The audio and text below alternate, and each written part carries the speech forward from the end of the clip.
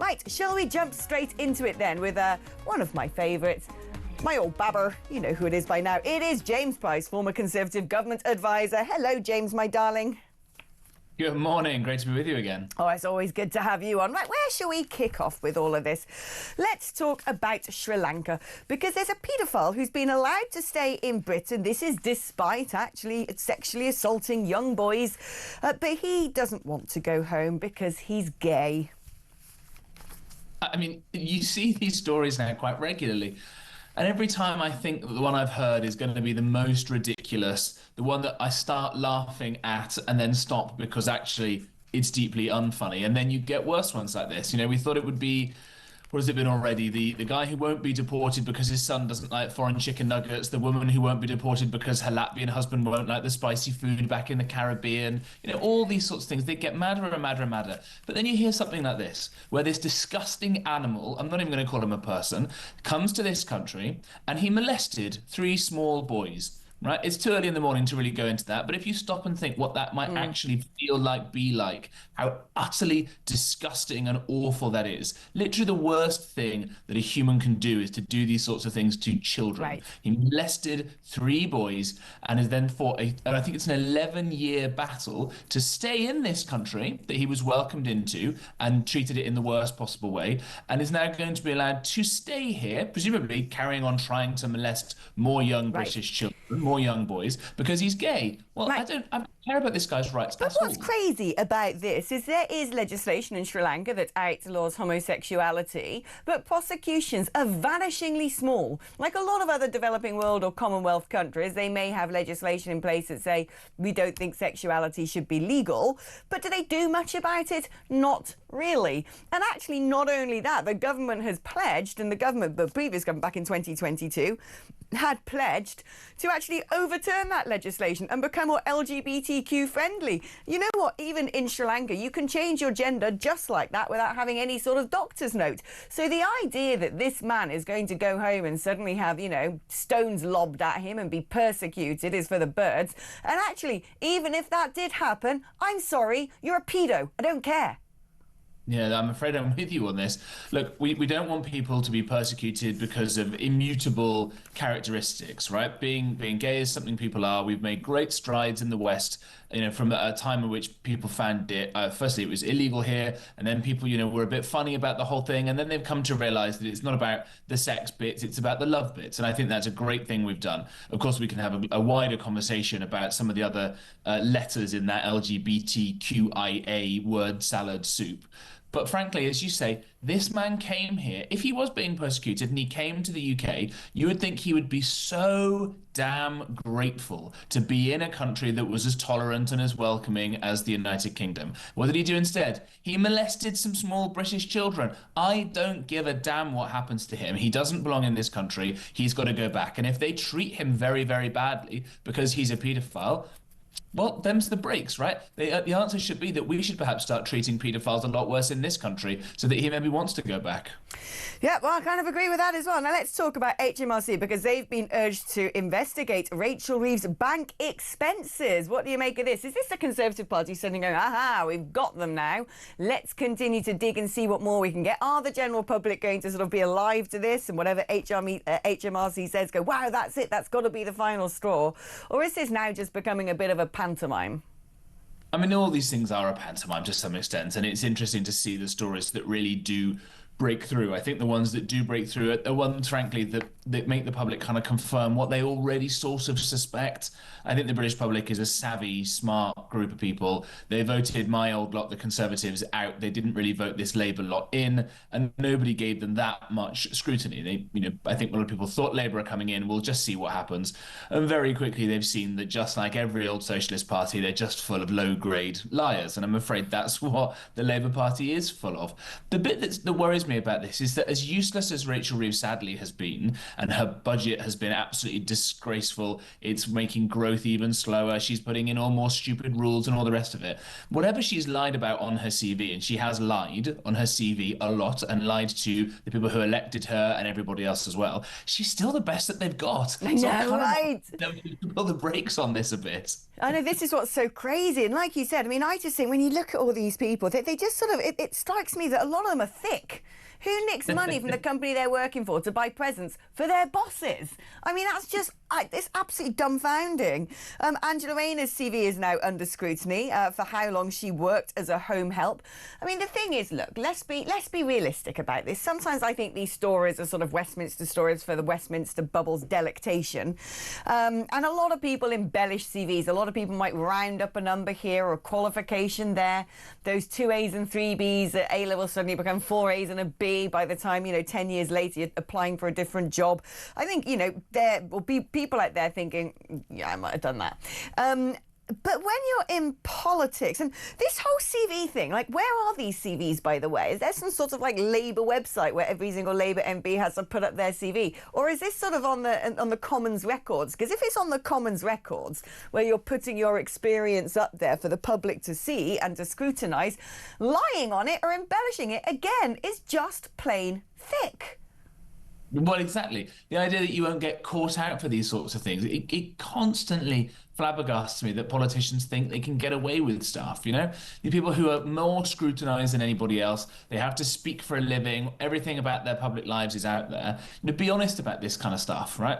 And I think it speaks, I've said before that this is just emblematic of the fact they're all a bunch of low-grade liars and the public sees that. I think it's worse. We've all noticed the decline in quality of politicians over the last few decades. I don't think it's just that, it always was better back in my day fallacy. I really think it's true that the quality has gone down, and we can talk about perhaps the reasons for that, but the quality has definitely declined, and you can see that in the quality of governance. And that's why these people who work for a few years, not very impressively, get a sniff of a safe seat, drop everything, in Rachel Roose's case, rushing up to Leeds to get that. In the business secretary's case, Jonathan Reynolds didn't even bother finishing his solicitor training before he was rushed into a safe seat.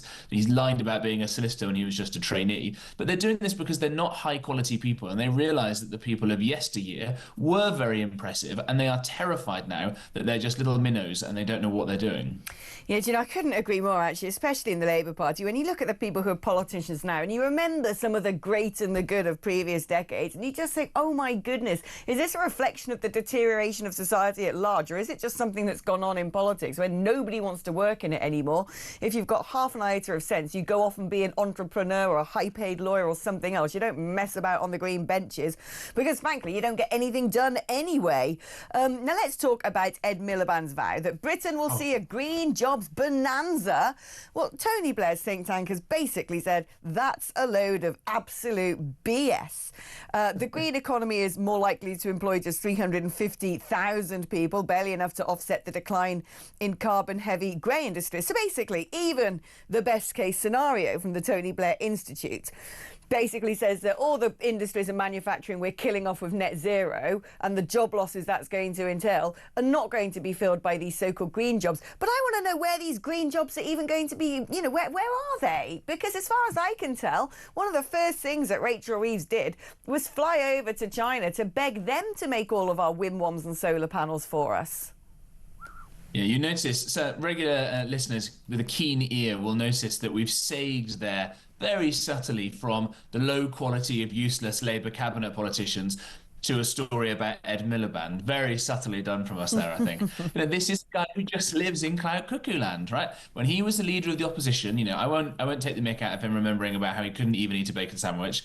He was asking behind closed doors, why do these businesses need to pay this money on these dividend things? What are they? Why do we need to do that? Right. There's story after story that shows that he is just a complete policy wonk, nerd, strange chap who's never had a real job. Again, Rachel Reeves is the only person I think in the entire Labour cabinet who's ever worked for a profit-making entity for any length of time at all.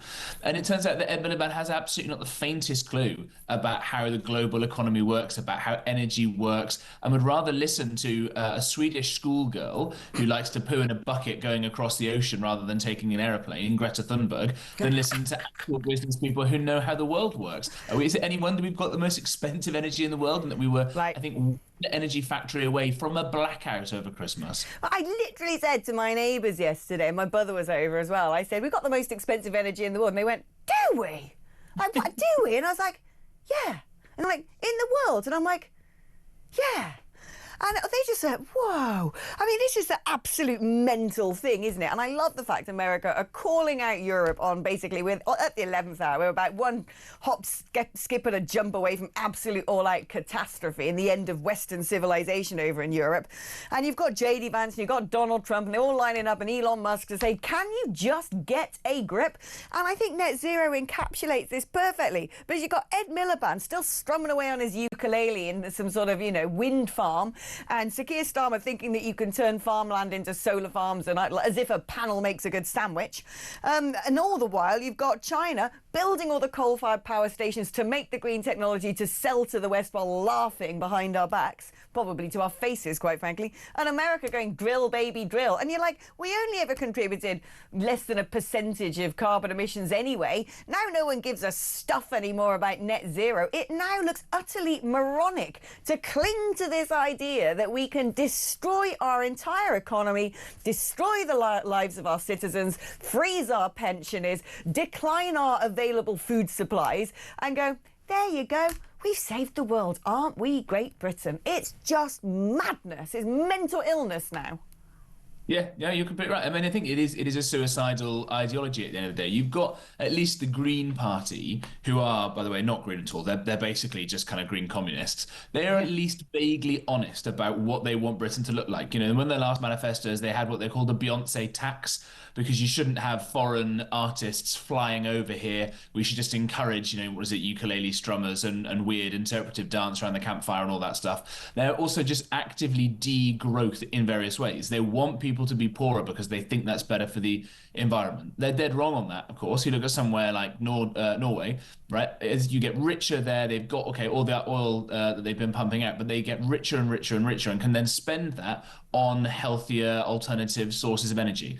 That's the way that we're going to do it here. Rather than by, as you say, impoverishing ourselves and making ourselves dependent on a literal genocidal communist regime in China, we should be investing in the cool next generation technologies that seem a bit sci-fi right now, but that really are going to change the world, right? So windows here next to me, you could turn windows into solar panels. The road outside, you could turn that into solar panels that the car would just be able to suck the energy up. You can suck carbon out of the air. All of this exciting new technology is just around the corner now, and yet we're not rich enough to be able to pay for any of it because Ed Miliband says you've got to sleep in the cold and the dark. Yeah, right, exactly. It is absolutely moronic. We could be drilling, pumping and getting good old cash money, being self-sufficient and become an exporter, use all that gorgeous money to build hospitals, schools, invest in the technology of the future, and actually do what we've done for centuries, which is actually be at the forefront of innovation. We are the country that basically bought the world televisions, telephones, computers, the internet, vaccines, steam engines. I mean, it's amazing what Britain has done in the past for our tiny little island nation until these bozos came along and decided they wanted us to be in a doom loop of forever decline. Right now, I am so sick to death of 2-bit, no one knows you, no one cares, no one in any other country even gives an iota if you exist or not. Politicians going about on the world stage thinking that people should listen to them. The latest candidate, because normally this is not Keir Starmer, what's he called? Sadiq Khan. God, they're all the same, aren't they?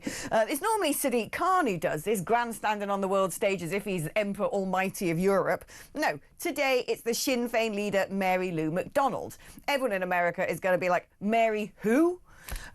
She said she's not going to attend an event at the White House that she's been invited to around St. Patrick's Day. Oh, right, you've been invited because you're a Mick. I get it now. Over a principled stance against the threat of mass expulsion of the Palestinian people from Gaza. What's that got to do with anything? What's that got to do with the price of eggs? I mean, where to even start with this?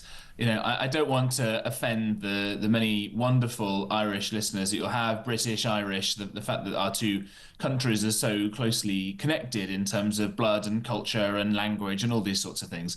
But there is a strain that does run through, it seems, the Irish psyche with some people. I don't want to overdo it, but the fact they want to connect themselves to these kind of victim grievance conflicts around the world. How could anybody want to associate themselves with the Palestinian cause after what we saw yesterday? We saw Hamas literally playing upbeat, bright music and parading the corpses, the remains of small children, babies. Right.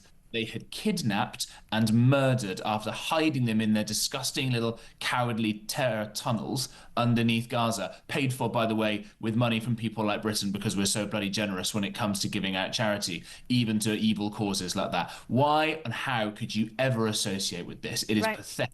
Well, it turns out Mary Who McDonald, ain't the only one who's protesting by not going to a nice little party at the White House, because Northern Ireland's First Minister now, Sinn Féin Vice President Michelle O'Neill, has announced she will not attend the White House for these St. Patrick's Day events in protest at the US administration's stance on Gaza. Do you know what? I think on reading that news, Trump and Vance will just be like, great, stay back in your rainy little country then. We don't want you anyway, you absolute jerk. Yeah, that's right. Who on earth would want to go to a party with these sorts of people? And by the way, this is just wider of a symptomatic of a wider problem.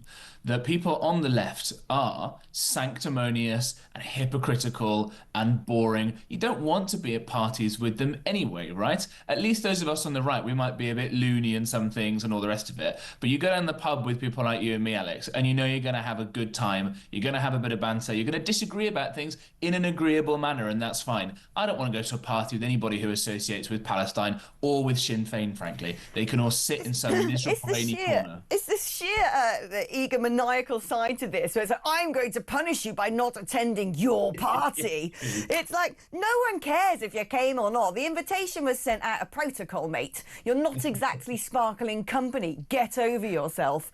Now, I've got a funny message for you here, James. Karen has just messaged saying, is James Price a total doppelganger for Jack Whitehall, or is it just me?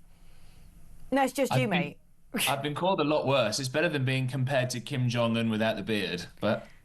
Oh, is that what you look like when you're beardless?